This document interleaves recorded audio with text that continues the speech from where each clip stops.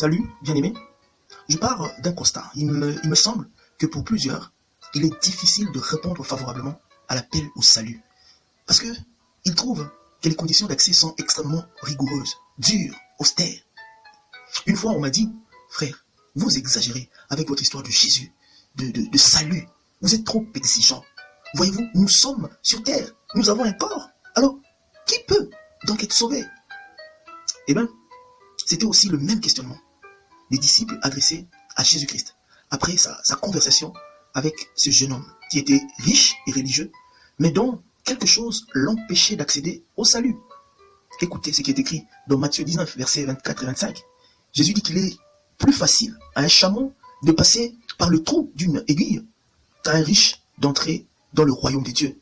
Et les disciples, ayant entendu cela, furent très étonnés et dirent, qui donc peut être sauvé? C'était la cupidité, l'amour de l'argent, qui empêchait à ce jeune homme riche d'accéder au salut. Jésus-Christ lui demande de tout vendre afin de le suivre. Ce n'est pas que Jésus-Christ demande à tous ceux qui sont riches de vendre leurs biens, tous leurs biens, et d'en donner les recettes aux pauvres.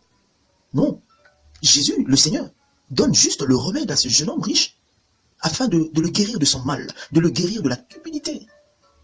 En fait, la difficulté des riches, pour la plupart, c'est qu'ils se confient dans leur richesse.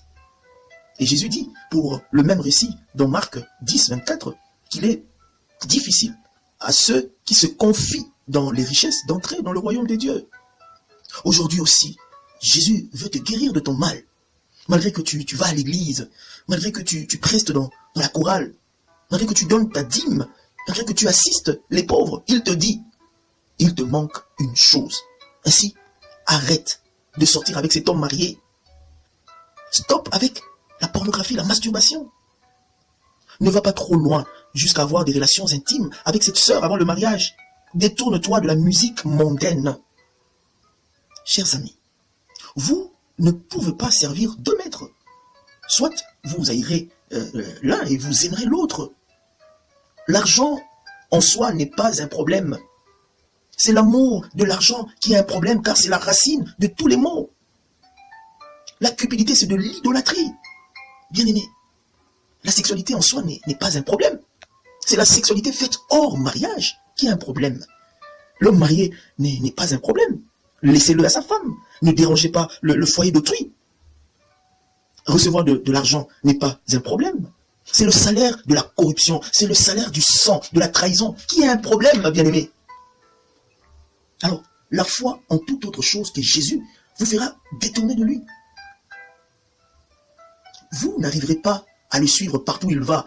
Certainement, assurément, vous vous arrêterez toujours dans votre élan. Vous vous arrêterez toujours dans votre envie de vouloir le suivre, le servir. Je m'adresse à toi. Dis-moi, qu'est-ce qui t'empêche de le suivre partout? Pourras-tu le suivre sur le chemin de la vérité alors que tu es trempé dans le mensonge, dans la fraude? Pourras-tu le suivre sur la voie de la sainteté alors que tu es plongé dans l'impudicité, alors que tu souilles ton corps par la masturbation, la volupté?